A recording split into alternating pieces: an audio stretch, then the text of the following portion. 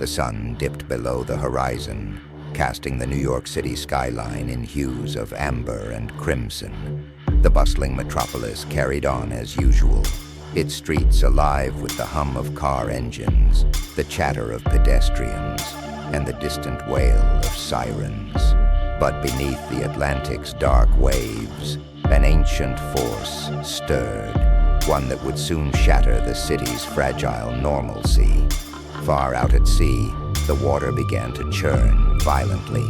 Fishermen on the docks and passengers aboard ferry turned their heads toward the horizon as a deep, guttural roar reverberated through the air.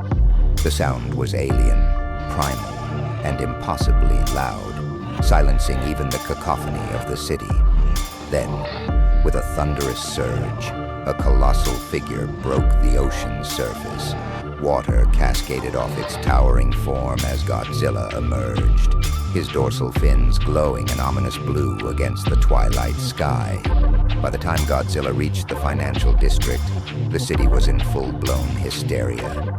Skyscrapers that had stood for decades crumbled like sandcastles beneath his claws.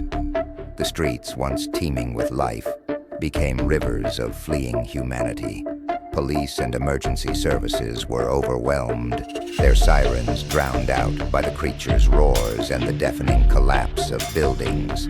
Military forces mobilized quickly, deploying tanks, fighter jets, and warships in a desperate attempt to halt the beast's advance. Missiles streaked through the sky, their trails illuminating the night, but they exploded harmlessly against Godzilla's impenetrable scales.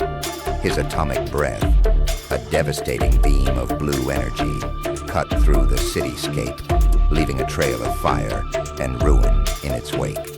Bridges collapsed, subways flooded, and the once unshakable city trembled under the weight of its destruction. With time running out, a bold plan was devised. The military would lure Godzilla away from the city using a specially modified submarine loaded with a high-yield nuclear payload. The hope was that the creature would follow the radiation signature into the open ocean, sparing what remained of New York. The silence that followed was deafening.